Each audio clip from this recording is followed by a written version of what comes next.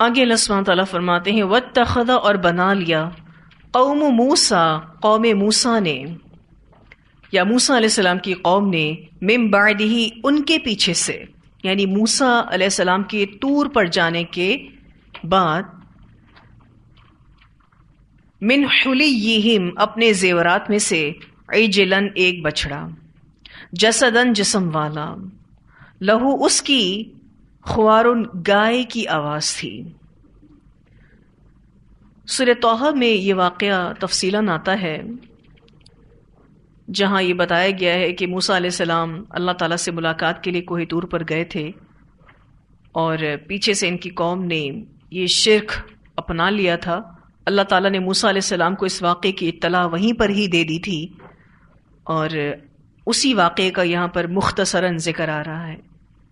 اللہ سبحانہ تعالیٰ فرماتے ہیں اور موسیٰ کی قوم نے اس کے بعد، یعنی موسیٰ کے طور پر جانے کے بعد، اپنے زیوروں سے ایک بچڑا بنا لیا جو ایک جسم تھا، ایک مجسمہ تھا جس کی گائے جیسی آواز تھی۔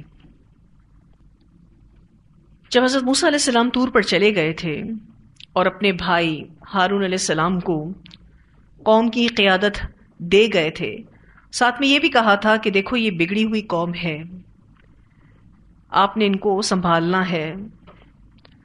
اور یہ بات موسیٰ علیہ السلام اپنے تجربے سے ہی کہہ رہے تھے، کیونکہ یہ قوم موسیٰ علیہ السلام سے پہلے شرک کا مطالبہ کر چکی تھی۔ جب وہ ایک قوم کے پاس سے گزری تھی اور وہ قوم کسی بت کی پوجا کر رہی تھی تو انہوں نے کیا کہا تھا کہ اے موسیٰ ہمارے لیے بھی ایک ایسا الہ بنا دے۔ تو موسیٰ علیہ السلام اپنی قوم کو اچھے سے جانتے تھے، اور موسیٰ علیہ السلام حضرت ہارون علیہ السلام کو بھی اچھے سے جانتے تھے۔ حضرت ہارون علیہ السلام طبیعتاً نرم تھے، اسی لیے حضرت موسیٰ جب کوہ طور پر جا رہے تھے تو ہارون علیہ السلام سے کہا تھا کہ آپ نے بہت اچھے سے ان کو لیڈ کرنا ہے، ان کو بہت اچھے سے سنبھالنا ہے، کیونکہ یہ بگڑی ہوئی قوم ہے، کہیں ایسا نہ ہو کہ یہ کوئی شرک کر بیٹھے۔ اب قوم نے ہارون علیہ السلام کی اس نرمی کا اور حضرت موسیٰ علیہ السلام کی غیر حاضری کا فائدہ اٹھایا۔ جب موسیٰ علیہ السلام طور پر چلے گئے تو آپ علیہ السلام کی قوم کے ایک فرد نے یہ فتنہ اٹھایا۔ اس شخص کا نام سامری تھا۔ اس نے سونے کا ایک مجسمہ بنانے کا منصوبہ بنایا، اور اس غرض سے اس نے اپنی قوم کے لوگوں سے کہا کہ مجھے وہ زیورات دو جو تمہارے پاس ہیں۔ تو اس نے سب لوگوں سے زیورات اکٹھے کر لیے۔ روایات کے مطابق آتا ہے کہ یہ زیورات زیادہ تر مصر کے مقامی لوگوں یعنی قبطیوں کے تھے۔ سوال یہ پیدا ہوتا ہے کہ قبطیوں کے زیورات بنی اسرائیلیوں کے پاس کیسے آئے؟ اصل میں قبطیوں نے بنی اسرائیل کے لوگوں کے پاس ان زیورات کو امانتاً رکھوایا تھا۔ اب یہ بھی ایک سوال ہے کہ ان کے پاس کیوں بطور امانت زیورات کو رکھوایا تھا؟ یہ تو ایک غلام قوم تھی۔ یہ جو بنی اسرائیلی تھے بے شک غلام تھے، اور فرعونیوں کے سامنے ان کی کوئی رسپیکٹ نہیں تھی، بہت زیادہ ذلیل و رسوا کیے جاتے تھے، لیکن اس کے باوجود بھی بنی اسرائیلیوں کی ایک اخلاقی ساکھ کسی نہ کسی سطح پر اس وجہ سے قائم تھی کہ یہ لوگ ابراہیم علیہ السلام کی اولاد تھے۔ تو یہی وجہ تھی کہ مقامی لوگ یعنی جو قبطی تھے اپنی قیمتی چیزیں ان کے ہاں بطور امانت رکھتے تھے۔ جب یہ لوگ یعنی بنی اسرائیلی موسیٰ علیہ السلام کے ساتھ مصر سے نکلے، اور یہ واقعہ بھی انشاءاللہ آپ آگے پڑھیں گے کہ اللہ تعالیٰ نے موسیٰ علیہ السلام کو یہ حکم دیا تھا کہ اپنی قوم کو لے کر آپ جائیں اور سمندر پار کرائیں۔ اب یہ سارے نکلے۔ آپ بھی سوچیں کہ اگر آپ کو راتوں رات گھر خالی کرنے کا کہہ دیا جائے کہ آپ چلے جائیں دوسرے شہر میں، تو آپ کیا اٹھائیں گے زیادہ سے زیادہ اپنے گھر میں؟ زیورات، اور آپ تو چلیں کرنسی بھی اٹھائیں گے، کیونکہ اب اس دور میں ایک جگہ کی کرنسی دوسری جگہ پر استعمال ہو سکتی ہے، اس کو چینج کیا جا سکتا ہے، لیکن پہلے تو ایسا بھی نہیں ہوتا تھا، ایک جگہ کی کرنسی دوسری جگہ پر استعمال نہیں ہوتی تھی، اس کو ایکسچینج نہیں کیا جا سکتا تھا۔ تو کرنسی وغیرہ کچھ نہیں اٹھایا انہوں نے کیا اٹھایا؟ یہ زیورات اٹھا لیے، اور یہ مصر سے نکلے، اور اس وقت اکثریت کے پاس، یعنی بنی اسرائیلیوں میں سے اکثریت کے پاس قبطیوں کے بہت سے زیورات بطور امانت موجود تھے۔ یہ بھی حیران کن بات ہے کہ جس ٹائم پر ان کو مصر سے کوچ کرنا تھا، نکلنا تھا، ان کے پاس قبطیوں کے بہت سارے زیورات موجود تھے جو انہوں نے ان کے مالکوں کو واپس کرنے کے بجائے اپنے ساتھ لینا پسند کیا۔ اینی ہاؤ غلام قوم تھی تو وہ یہ حرکت کر گئے کہ مالکوں کو دینے کے بجائے اپنے ساتھ لے کر چلے گئے، اپنی چیز سمجھ کر۔ سامری نے کہا کہ وہ سارے زیورات تم مجھے دے دو اور میں اس کو پگھلا کر تمہارے لیے ایک مجسمہ بناؤں گا اور پھر تم اس کی پوجا کرنا۔ تو سامری نے وہ سارے زیورات اکٹھے کر لیے اور ایک بھٹی میں ان زیورات کو پگھلا کر ایک بچڑے کا مجسمہ تیار کر دیا۔ اس مجسمے میں اس نے کچھ ایسے سوراخ رکھے جن میں سے ہوا گزرتی تو گائے کے ڈکارنے جیسی آواز سنائی دیتی۔ یہ سب کچھ کرنے کے بعد سامری نے ایک اناؤنسمنٹ کی، ایک اعلان کیا، اور یہ تمہارا اصل الہ ہے۔ اصل الہ یہی ہے۔ موسیٰ کو تو مغالطہ ہو گیا تھا، اسی لیے تم دیکھو کہ طور پہ گئے ہیں، آئے نہیں ہیں واپس۔ اب موسیٰ لیٹ کیوں ہوئے تھے؟ پیچھے ہم نے پڑھا تھا کتنے دن کے لیے گئے تھے؟ 30 دن کے لیے۔ اللہ تعالیٰ نے 10 دن کا اضافہ کر دیا۔ اب 1 دن لیٹ ہوتے، 2 دن لیٹ ہوتے تو سمجھ میں بھی آتا تھا، اب وہ 10 دن تک نہیں آئے تو موقع مل گیا سامری کو کہ موسیٰ تو وہیں کہیں ختم ہو گیا، اب وہ واپس نہیں آئے گا، تمہارا اصل الہ یہی ہے، اب اس کی پوجا کرو۔ اب قوم جو تھی انتہا درجے کی بیوقوف تھی، اور ویسے بھی ہم ان کے بارے میں پڑھ چکے ہیں کہ بچڑے کی محبت ان کے دل میں جیسے گھول کر پلا دی گئی تھی۔ بہت زیادہ انٹرسٹڈ تھے اس شرک میں، اس کی ڈیمانڈ پہلے خود بھی کر چکے تھے، اور جب ایک ایسی صورتحال بنی جس میں ان کی اپنی مرضی پوری ہو رہی تھی تو انہوں نے فوراً سے اوکے کر دیا۔ جو بات ابھی ہم نے پیچھے پڑھی کہ ان کو ہدایت کا راستہ دکھائی دے تو یہ اس کو کبھی بھی راستہ نہیں بنائیں گے، لیکن گمراہی کا راستہ ان کو ملے تو فوراً سے اس کو لے لیں گے۔ اب یہ چیز آپ دیکھ رہے ہیں کہ یہاں پر بھی ہوئی۔ موسیٰ علیہ السلام نے چونکہ اب واپس آنا تھا، اللہ سبحانہ تعالیٰ نے ان کو کوہ طور پر ہی یہ خبر دے دی کہ آپ کی قوم تو شرک میں پڑ گئی ہے، اور اسی کا ہی ذکر یہاں پر ہو رہا ہے۔ اللہ سبحانہ تعالیٰ فرماتے ہیں علم کیا نہیں، یرو انہوں نے دیکھا، انہو کہ بے شک وہ، لا یکلمہم نہیں کلام کرتا ان سے، ولا اور نہیں یہدیہم رہنمائی کرتا ان کی، سبیلاً راستے کی۔ اگرچہ مجسمے سے گائے کی سی آواز نکلتی تھی، لیکن انہوں نے یہ نہیں سوچا کہ وہ کوئی بامانہ بات کرنے کے قابل نہیں، اور نہ کسی انداز میں وہ ان کی رہنمائی کر سکتا ہے۔ یہ دونوں دلائل بنی اسرائیل کو نظر کیوں نہیں آتے؟ اور یہاں قرآن پاک نے معبود کے لیے میزان مقرر کر دیا کہ معبود کیسا ہونا چاہیے؟ جو آپ کو اپنا میسج پہنچائے، جو آپ کی رہنمائی کرے۔ اب ان کو یعنی بنی اسرائیلیوں کو آپ دیکھیں کہ یہ دونوں چیزیں پوری نہیں ہو رہی تھی اس مجسمے سے، لیکن پھر بھی وہ اس کے آگے ہاتھ جوڑ کر بیٹھے تھے۔ ان کی آنکھوں پر جہالت اور گمراہی کی پٹی بندھی ہوئی تھی۔ اتخذوہ انہوں نے اس کو بنا لیا، کیا بنا لیا؟ معبود۔ وکانو اور تھے وہ، ظالمین ظالم، اور یہاں پر ظلم سے مراد کیا ہے؟ شرک۔ یہ تھے ہی مشرک، انہوں نے اس مجسمے کو اپنا معبود بنا لیا جس میں سے صرف اور صرف گائے کے ڈکارنے کی آواز آتی تھی۔ انہوں نے کہا کہ اچھا یہ تو ہمارا اصل معبود ہے۔ ولما اور جب سقط وہ گرائے گئے فی ایدیہم اپنے ہاتھوں میں۔ موسیٰ علیہ السلام جب کوہ طور سے واپس آئے اور موسیٰ علیہ السلام نے ان کو اس بات کا احساس دلایا کہ تم کتنی بڑی غلطی کر گئے ہو، جس کی ڈیٹیلز یہاں موجود نہیں ہیں، لیکن اس بات کا احساس ان کو موسیٰ علیہ السلام نے ہی دلایا تھا۔ یہاں جو ولما ہے نا شروع میں، اور جب یعنی جب موسیٰ آئے اپنی قوم کے پاس، سقط فی ایدیہم وہ گرائے گئے اپنے ہاتھوں میں۔ سقط فی ایدیہم جو ہے یہ محاورہ ہے، یہ محاورہ ہے نادم ہونے کا، جب وہ اپنے گناہ پر پشیماں ہوئے، جب ان کو اپنی غلطی کا احساس ہوا، وَرَأَوْا، اور انہوں نے دیکھا، انہم کہ بے شک وہ، قد ضلوا تحقیق بھٹک گئے، قالوا کہنے لگے، لئن یقیناً اگر، لم نہ، یرحمنا رحم کیا ہم پر، ربنا ہمارے رب نے، ویغفر لنا اور نہ بخشش فرمائی ہماری، یہ نہ کا جو ترجمہ بریکٹ میں ہم نے دیا ہے، چونکہ پیچھے لم آیا ہے، وہ لم ویغفر لنا کے ساتھ بھی استعمال ہوگا، لنکونن البتہ ہم ضرور ہو جائیں گے، من الخاسرین نقصان اٹھانے والوں میں سے۔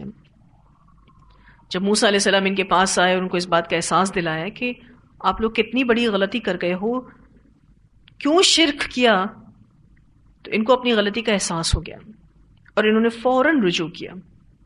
جیسا کہ میں نے آپ سے بھی ذکر کیا کہ موسیٰ علیہ السلام کو کوہ طور پر ہی بذریعہ وحی یہ اطلاع دے دی گئی تھی کہ سامری نے ایک بچڑا تیار کیا ہے اور قوم کے بہت سارے لوگ اس بچڑے کی پوجا میں مبتلا ہو چکے ہیں۔ تو موسیٰ علیہ السلام واپس آئے اور بہت زیادہ ناراض تھے اپنی قوم پر، بہت زیادہ ناراض تھے، اور انہوں نے اپنی قوم سے کہا کہ اللہ تعالیٰ نے تمہیں ظلم و ستم سے نجات دی، کفر و شرک سے نجات دی، اور تم دوبارہ اسی زندگی میں پلٹ گئے، تم اس رب کے احسان کو یاد نہیں کر رہے۔ اب اگلی آیت میں جو ہوا تھا موسیٰ علیہ السلام کے آنے کے بعد، اس کی کچھ وضاحت دی جا رہی ہے۔ ولما، اور جب، رجع پلٹے یا واپس آئے، موسیٰ علیہ السلام کہاں سے واپس آئے؟ کوہ طور سے واپس آئے، الی قومہ، طرف اپنی قوم کے، اپنی قوم کی طرف موسیٰ علیہ السلام جب پلٹے، غضبان، بہت غصے میں، اسفا، افسوس کرتے ہوئے۔ غضبان کا جو لفظ ہے فعلان کے وزن پر ہے، یہ مبالغے کا صیغہ ہے، یعنی بہت زیادہ ناراض تھے اپنی قوم سے، بہت زیادہ غصے میں تھے۔ ویسے بھی موسیٰ علیہ السلام کا مزاج جلالی تھا، اور ان کے بہت زیادہ غصے میں ہونے کی وجہ ان کی قوم کا شدید ترین جرم بھی ہے، کیونکہ آپ دیکھیے اتنا بڑا جرم ان کی قوم نے کیا تھا، تو ظاہر ہے موسیٰ علیہ السلام اتنے ہی زیادہ غصے میں بھی تھے۔ اور اسفا کا جو لفظ ہے نا، حمزہ سین فا سے ہے، اس میں افسوس کے ساتھ ساتھ بھی غصہ ہوتا ہے، یعنی اس لفظ میں بھی غصے کا معنی آتا ہے۔ اس سے آپ اندازہ لگا سکتے ہیں کہ موسیٰ علیہ السلام کتنے زیادہ غصے میں تھے، کتنے زیادہ ناراض تھے، اور ان کو کتنا زیادہ افسوس تھا اپنی قوم کے اس عمل پر۔ اور یہ غصہ ان کی اپنی ذات کی بنا پر نہیں تھا، بلکہ قوم نے جو اللہ کے ساتھ شرک کیا تھا اس بنا پر تھا۔ قال، بولے، بئس ما، بری ہے جو، خلفتمونی، تم نے جانشی کی میری، من بعدی، میرے جانے کے بعد۔ اب یہ کس کو سنا رہے ہیں؟ اپنے بھائی کو۔ کتنی بری جانشینی کی تم نے، تم ان کو سنبھال ہی نہیں سکے۔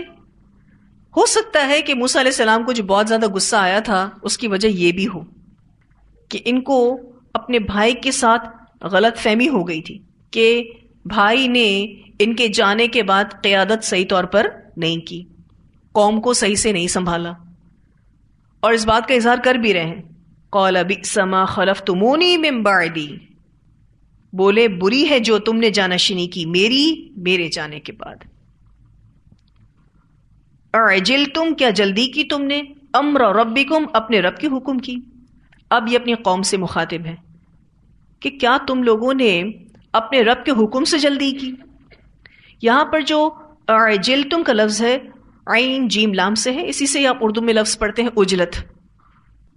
ہم کہتے ہیں نا کسی بھی کام میں عجلت نہیں برتنی چاہیے، عجلت کہتے ہیں کسی کام کو وقت سے پہلے کرنا۔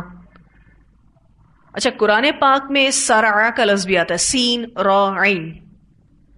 سرع کا مطلب ہوتا ہے کسی بھی کام کو تیزی سے کرنا، یعنی مقررہ وقت کے اندر کرنا، اول وقت میں کرنا۔ لیکن عجلت میں یہ معنی ہوتا ہے کہ کسی بھی کام کو وقت سے پہلے کر لینا، تو یہ تو ٹھیک بات نہیں ہے۔ اب انہوں نے اپنی قوم سے کہا اعجلتم، کیا جلدی کی تم نے، امر ربکم، اپنے رب کے حکم کی۔ تم نے تورات آنے کا بھی انتظار نہیں کیا، تورات آنے سے پہلے تم سب یہ کر چکے، تم تھوڑا انتظار تو کر لیتے۔ میں تمہارے لیے اللہ کا حکم ہی تو لینے گیا تھا، تورات لینے گئے تھے نا کوہ طور پر، تم سے انتظار ہی نہ ہو سکا۔ وَأَلْقَى الْأَلْوَاحَ اور ڈال دی تختیاں. وہ جو تختیاں ان کو ملی تھی نا کوئی دور پر، ان تختیوں کو انہوں نے سائیڈ میں رکھ دیا، چھوڑ دیا، اس کو اپنے ہاتھوں سے رکھ دیا، کیونکہ اب ان کا فوکس تو اس شرک پر ہو گیا تھا جو شرک قوم کر بیٹھی تھی. وَأَخَذَ اور پکڑ لیا بِرَأْسِ أَخِيهِ سر اپنے بھائی کا، يَجُرُّهُ إِلَيْهِ وہ کھینچنے لگے اسے اپنی طرف. آیت کے اس حصے سے پتہ چلتا ہے کہ موسیٰ علیہ السلام بہت زیادہ غصے میں تھے. شدت غضب سے سب سے پہلے تو تورات کی تختیاں ڈال دیں اور اپنے بھائی کے سر یعنی سر کے بالوں کو پکڑ کر اپنی طرف کھینچنے لگے، اس خوف سے کہ کہیں انہوں نے اپنی قوم کو اس شرک سے منع کرنے میں کوتاہی نہ کی ہو. ان کو یہ ٹینشن تھا کہ میرے بھائی نے میرے بعد کام کو صحیح سے نہیں کیا، اس لیے بہت زیادہ ناراض تھے حضرت موسیٰ علیہ السلام ہارون علیہ السلام پر. آگے آپ پڑھیں گے کہ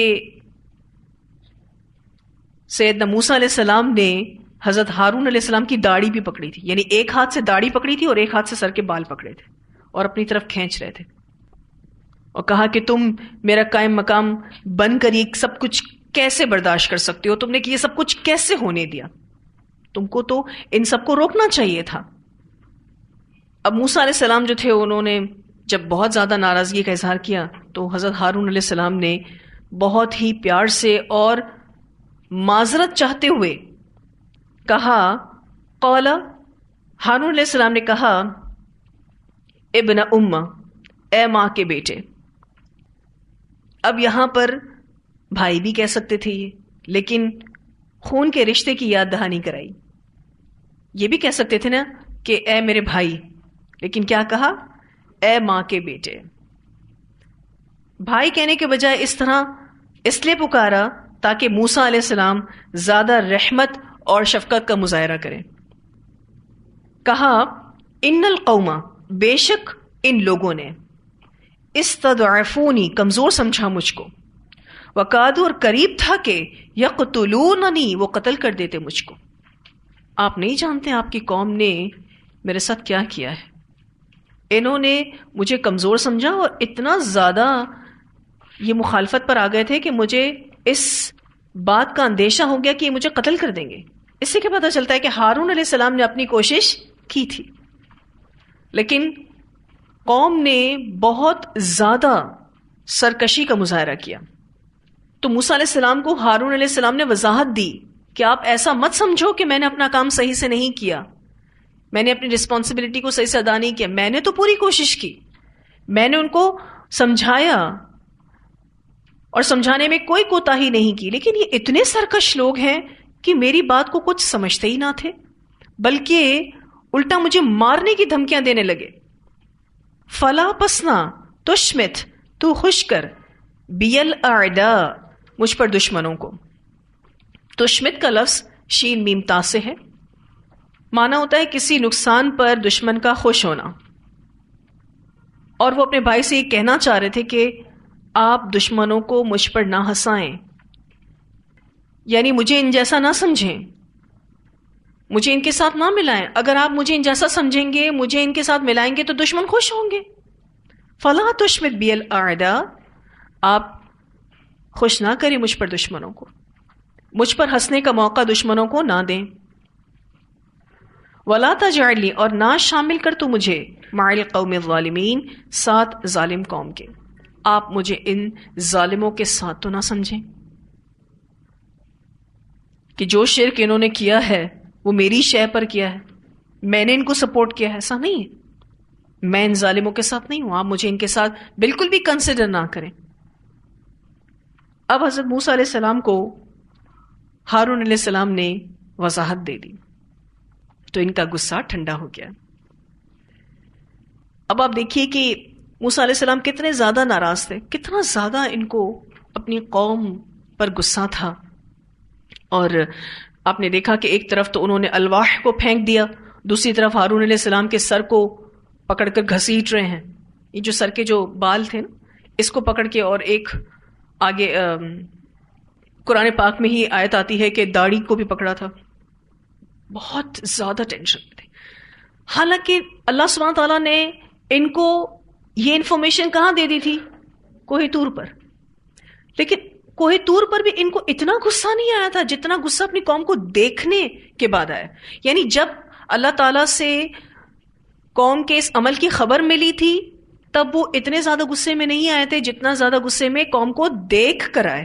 اس سے کیا پتہ چلتا ہے کہ دیکھنے اور سننے میں بہت فرق ہوتا ہے. اور اس بات کی طرف رہنمائی ایک حدیث بھی کرتی ہے جس کے راوی سیدنا عبداللہ بن عباس رضی اللہ تعالیٰ عنہما ہے. وہ بیان کرتے ہیں کہ رسول اللہ صلی اللہ علیہ وسلم نے فرمایا، اللہ تعالیٰ موسیٰ علیہ السلام پر رحم فرمائے، مشاہدہ کرنے والا سنی ہوئی خبر والے کی طرح نہیں ہوتا. اللہ تعالیٰ نے جب موسیٰ علیہ السلام کو یہ خبر دی کہ ان کی قوم کے لوگوں نے ان کے بعد بچڑے کے معاملے میں کیا کیا ہے تو انہیں غصہ تو آیا لیکن انہوں نے تختیوں کو نہیں پھینکا تھا. لیکن جب انہوں نے اس چیز کا مشاہدہ کیا جو ان کی قوم نے کیا تو انہوں نے تختیاں پھینک دیں اور وہ ٹوٹ گئیں. اسے مسند احمد نے روایت کیا ہے. تھوڑی سی ڈیمیج ہو گئی کیونکہ وہ غصے میں آ گئے تھے بہت زیادہ.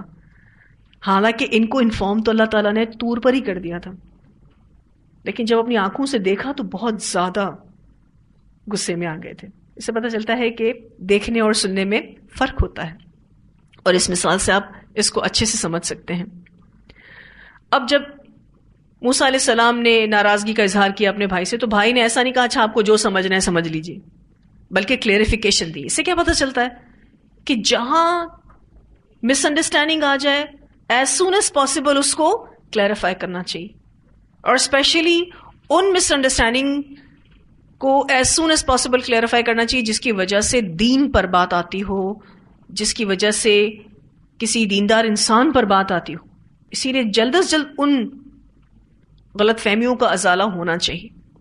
اب موسیٰ علیہ السلام کو ہارون علیہ السلام یہ جواب بھی دے سکتے تھے کہ میں تمہارا بڑا بھائی ہوں، ٹھیک ہے تم جو کام مجھے دے کر گئے تھے میں نے تو اس کو اچھے سے نبھایا، اب تم کو نہیں سمجھ میں آ رہا تو میں کیا کروں. ایک ایک چیز کو واضح کیا، اور ساتھ میں یہ بھی کہا کہ فلا تشمت بی الاعداء، آپ دیکھو کہ آپ مجھے ان جیسا مت سمجھو، آپ مجھے ان سے نہ ملاؤ. اور بہت ہمبل ایٹیٹیوڈ ہارون علیہ السلام نے اپنایا ہوا ہے، معذرت کا انداز اپنایا ہوا ہے، اور کہہ رہے ہیں اے میری ماں کے بیٹے، یہ مت بھولو کہ ہم سگے بھائی ہیں. اور دیکھو اگر تم اس بات کو یاد رکھو گے تو ہی تم میرے لیے ایک سافٹ کارنر فیل کرو گے کہ میں تمہاری ماں کا بیٹا ہوں، ہم سگے بھائی ہیں. کسی دشمن کو ہم پر خوش ہونے کا موقع مت دو، اور مجھے ان ظالموں میں سے مت سمجھنا. یہاں جو دشمن کا لفظ ہے نا یہ ایک دعا میں بھی آتا ہے. رسول اللہ صلی اللہ علیہ وسلم اس طرح دعا کیا کرتے تھے، اللہم انی اعوذ بک من جہد البلاء ودرک الشقاء وسوء القضاء وشماتۃ الاعداء. اے اللہ میں تجھ سے مصیبت کی سختی، تباہی تک پہنچ جانے، قضا اور قدر کی برائی اور دشمنوں کے خوش ہونے سے پناہ مانگتا ہوں. اسے بخاری نے روایت کیا ہے. کیونکہ یہ بھی انسان کے کانفیڈنس کو لوز کرنے کی ایک سچویشن ہوتی ہے کہ دشمن اس پر ہنسیں.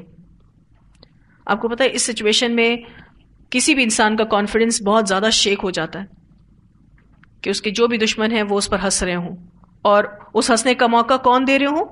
اس کے اپنے ہی گھر والے. تو انہوں نے کہا فلا تشمت بی الاعداء. اس سے ایک اور بھی سیکھ ملتی ہے کہ کبھی کسی کی مصیبت پر خوش نہیں ہونا چاہیے. بعض دفعہ کسی کو کوئی مصیبت میں دیکھ کر کہتا ہے چلو اچھا ہوا اس کے ساتھ ہی ہوا، کبھی نہیں کہنا چاہیے. کسی کی بھی مصیبت پر خوش نہیں ہونا چاہیے. کہیں ایسا نہ ہو اللہ اس کو تو مصیبت سے نکال دے لیکن سزا کے طور پر ہمیں اس میں مبتلا کر دے.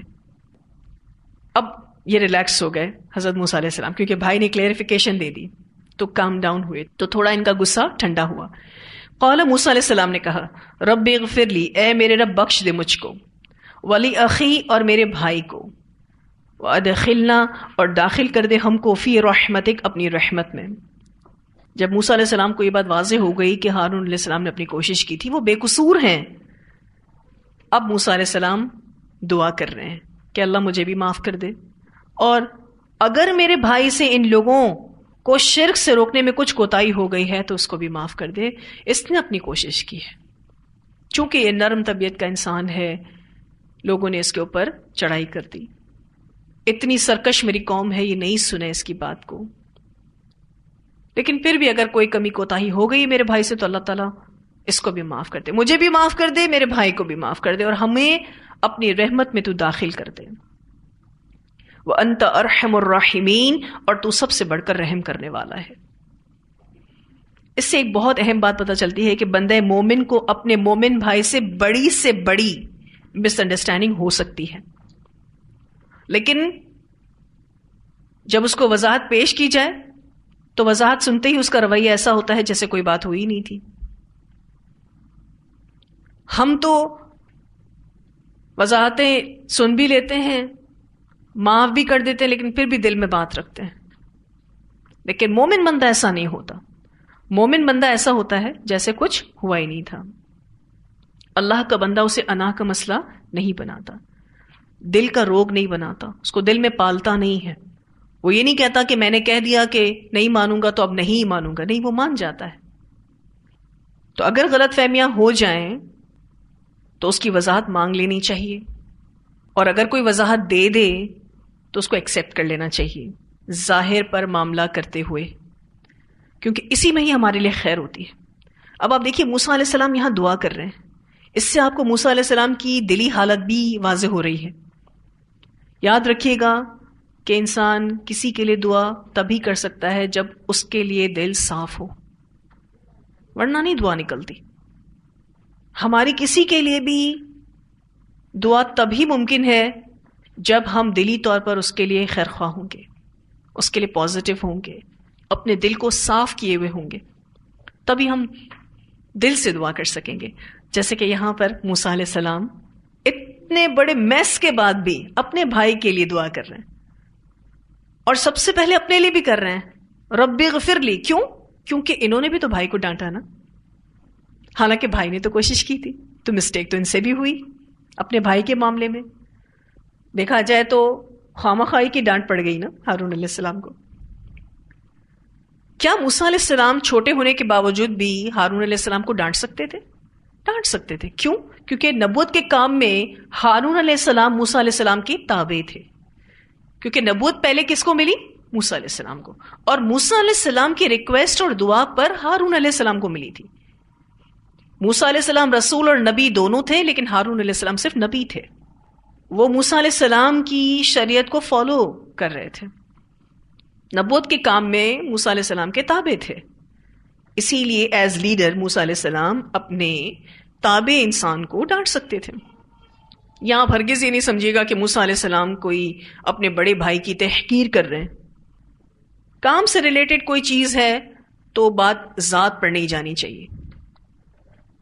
بعض دفعہ آپ دیکھتے ہیں کہ ایز لیڈر کوئی انسان عمر میں چھوٹا ہوتا ہے، لیکن اس کے سٹاف میں یا اس کے فالوورز میں اس سے عمر میں بڑے لوگ ہوتے ہیں، لیکن اگر وہ کام ٹھیک نہیں کرتے تو وہ لیڈر ان کو ڈانٹ سکتا ہے، سختی کر سکتا ہے، کیونکہ وہ سختی اور وہ ڈانٹ کس سے ریلیٹڈ ہے؟ اس کام سے ریلیٹڈ، ان کی ذات سے ریلیٹڈ نہیں ہوتی.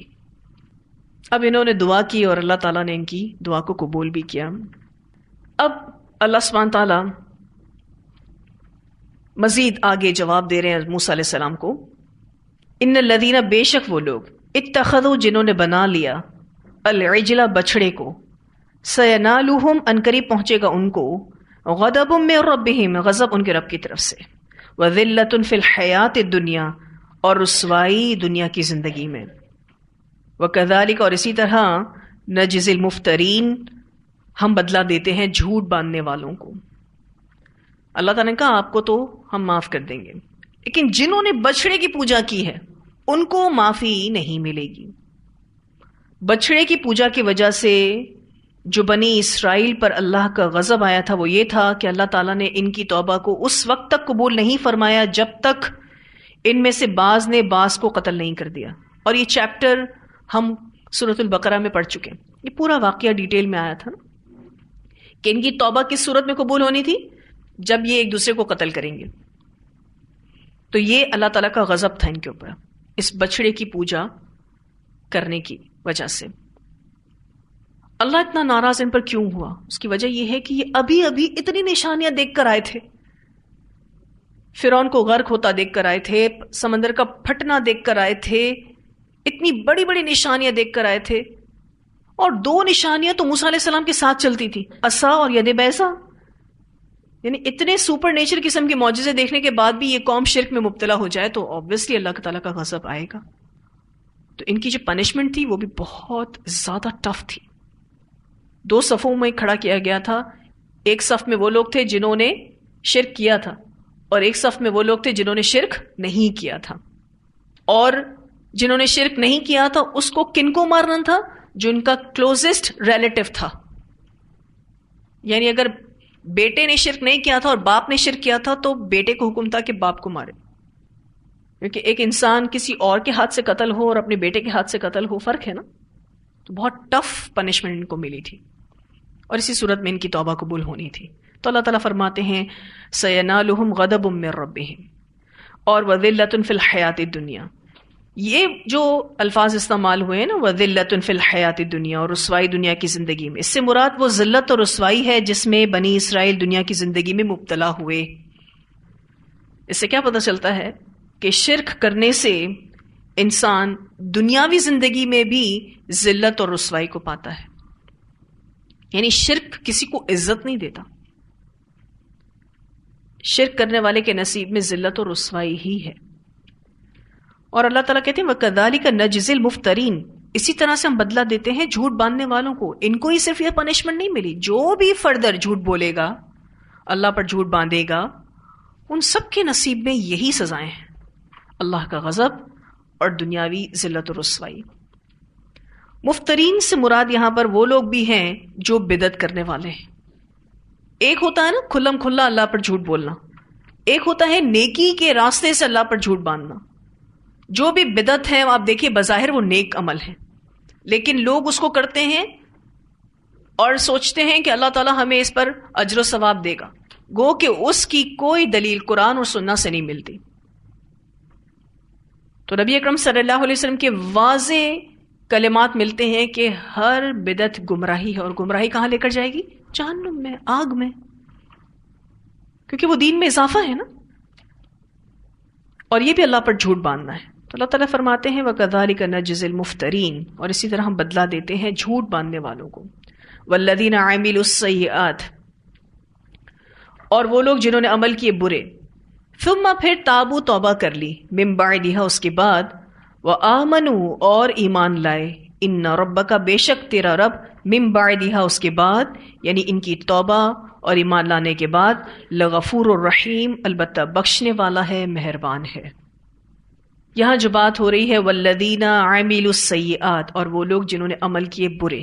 برے عمل سے مراد کفر بھی ہے، شرک بھی ہے، منافقت بھی ہے، اللہ اور اس کے رسول کی مخالفت بھی ہے. اگر کسی نے اتنے بڑے بڑے بھی گناہ کیے ہیں پھر وہ توبہ کر لیتا ہے، اپنی اصلاح کر لیتا ہے، اپنے ایمان کو فریش کر لیتا ہے، تو اللہ سبحانہ تعالیٰ اس کے لیے غفور الرحیم ہے. کیونکہ اللہ تعالیٰ بڑے سے بڑے گناہ کو توبہ کے ساتھ معاف کر دیتا ہے. بس توبہ سچی ہونی چاہیے. اور آپ دیکھیے ان کی بھی توبہ قبول ہوئی، کیونکہ ان کے اندر ایک شرمندگی تھی. اس سے پہلے جو آیت میں ہم نے پڑھا تھا نا، جس میں باقاعدہ بنی اسرائیلیوں نے یہ دعا کی تھی، قالوا لئن لم یرحمنا ربنا ویغفر لنا لنکونن من الخاسرین. اس سے کیا پتہ چلتا ہے کہ یہ سچے تائب تھے، ان کے اندر شرمندگی تھی، انہوں نے اعتراف گناہ کیا کہ ہم سے یہ غلطی ہوئی ہے، اور پھر انہوں نے دعا مانگی تھی رحمت کی اور بخشش کی، تو اللہ سبحانہ تعالیٰ نے ان کو معاف کیا تھا. اور اسی بات کا کنکلوژن یہاں اس آیت میں آ رہا ہے کہ اگر کسی نے بڑے سے بڑے گناہ کو کر لیا ہے لیکن وہ سچا تائب ہے، اور توبہ میں کیا چیزیں ہیں؟ شرمندگی، اعتراف گناہ اور دعا کرنا. کس چیز کی دعا کرنا؟ رحمت اور بخشش کی. تو اللہ سبحانہ تعالیٰ اس سچے تائب کو معاف کر دیتا ہے. اللہ اس کے لیے غفور الرحیم ہے. اس سے ایک بہت اہم بات پتہ چلتی ہے، وہ یہ کہ انسانوں سے ہی غلطیاں ہوتی ہیں. انسان غلطی کر جاتا ہے کیونکہ انسان فرشتہ نہیں ہے. لیکن بہترین خطا کار کون ہے؟ جو اپنی غلطی سے رجوع کر لے. اس کے برعکس اگر کوئی اپنی غلطی پر اڑ جائے، ڈٹ جائے، تو یہ بات غلط ہے. کسی کو بھی اپنی غلطی کا پتہ چل جاتا ہے اور اس کے بعد وہ معافی مانگ لیتا ہے تو یہ چیز انسان کو اللہ کی رحمت کا مستحق بنا لیتی ہے، جیسے کہ یہاں پر بات ہو رہی ہے ان ربک من بعدها لغفور رحیم. یہاں الحمدللہ ہمارا یہ لیسن مکمل ہوا. اتنی آیات کی تلاوت سنتے ہیں. واتخذ قوم موسى من بعده من حليهم عجلا جسدا له خوار ألم يروا أنه لا يكلمهم ولا يهديهم سبيلا اتخذوه وكانوا ظالمين. ولما سقط في أيديهم ورأوا أنهم قد ضلوا قالوا لئن لم يرحمنا ربنا ويغفر لنا لنكونن من الخاسرين. ولما رجع موسى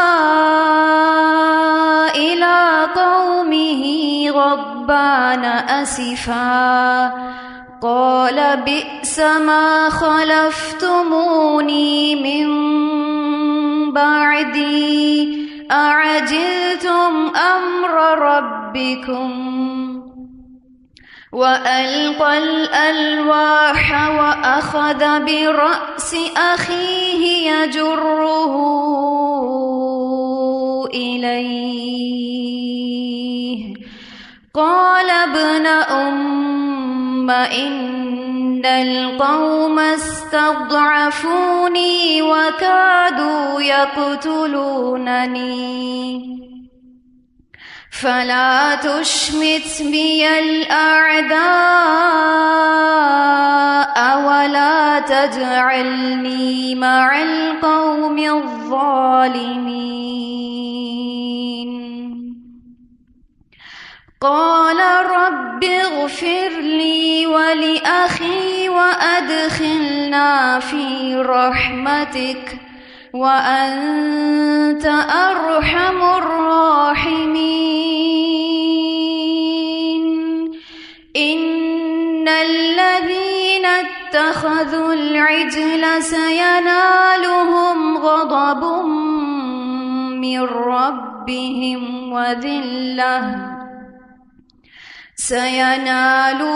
غضب من ربهم وذلة في الحياة الدنيا وكذلك نجزي المفترين. والذين عملوا السيئات ثم تابوا من بعدها وآمنوا إن ربك من بعدها لغفور رحيم.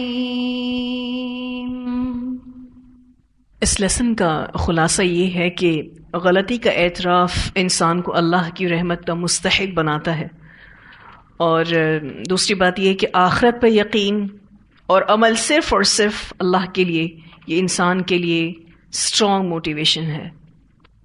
پھر یہ کہ موسیٰ علیہ السلام نے 2 غلطیاں کیں، جس میں پہلی غلطی ان کی یہ تھی کہ انہوں نے اللہ تعالیٰ سے کہا کہ مجھے آپ کو دیکھنا ہے، اللہ سے دیدار کا مطالبہ کیا. تو ایک غلطی اللہ کے معاملے میں ہوئی تو انہوں نے فوراً اللہ کی پاکی بیان کی اور رجوع کر لیا. دوسری غلط فہمی اپنے بھائی سے ہوئی، اس میں بھی انہوں نے فوراً سے معاملے کو کلیئر کیا اور پھر دعا بھی کی. تو ہم سب کو کیا سیکھنے کے لیے ملتا ہے کہ اگر ہم اللہ کے معاملے میں کوئی غلطی کر جائیں تو فوراً توبہ کریں، اس کی پاکی بیان کریں، رجوع کریں، اور اگر ہم بندوں کے حق میں کوئی غلطی کر جائیں تو فوراً سے اس کو کلیریفائی کریں اور اس بندے کے لیے اللہ تعالیٰ سے دعا بھی کریں.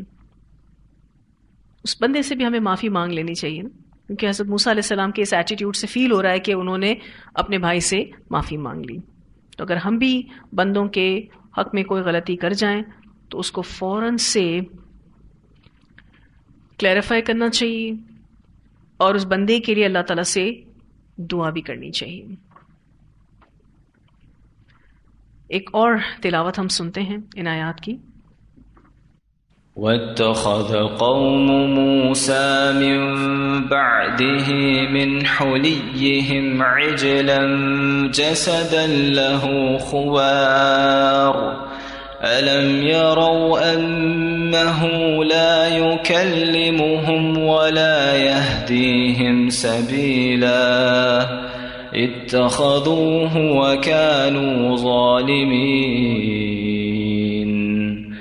ولما سقط في أيديهم ورأوا أنهم قد ضلوا قالوا لئن لم